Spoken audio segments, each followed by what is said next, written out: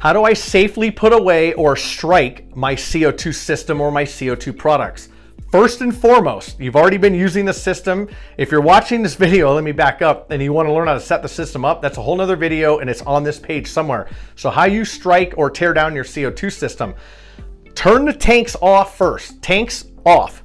Then you go back to whatever method that you used to activate the CO2 jets or handheld cannon. Handheld cannon, press the trigger and hold it until all the pressure's out.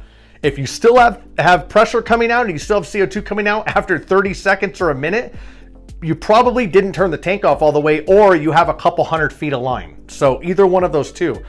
You want to turn the tanks all the way off. Let the pressure out. If it's jets, activate the DMX or expel the CO2 from the system by a manual button or manual valve on the CO2 jet. There's different types of jets, different types of systems. Regardless, get the CO2 out of the line. That's it. Once all the CO2's out of the line, you come back to the tank. The tanks are already off. You take your wrench and you open, or you don't open, you turn the CO2 fitting counterclockwise to start loosening it. When you do that, safety here.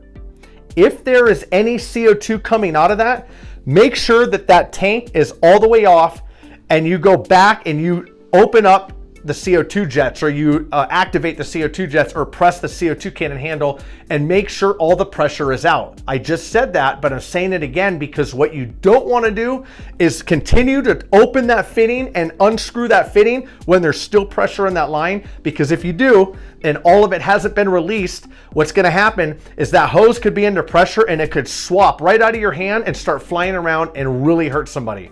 Therefore, if there's any leaking CO2 coming out as you open that fitting or unscrew that fitting, just stop. Make sure the tank's off. Make sure the CO2 jets and everything else are activating and they're letting the other CO2 out of the line. And if you still have problems, then there's probably a bad valve on the tank, which happens 1 in probably 10,000 times. So I guarantee that's not the issue. You need to just follow the directions on this video. Now, I'm being direct. I still love you.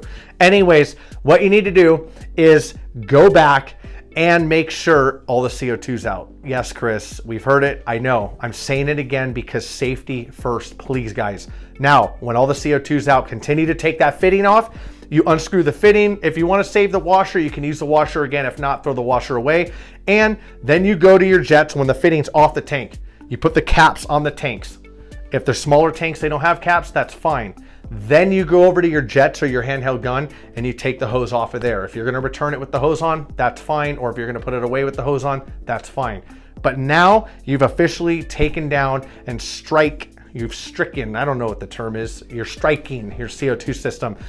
Caps on the tanks are there. Keep those tanks strapped down until they are going to be moved, or a gas company or us come and pick them up.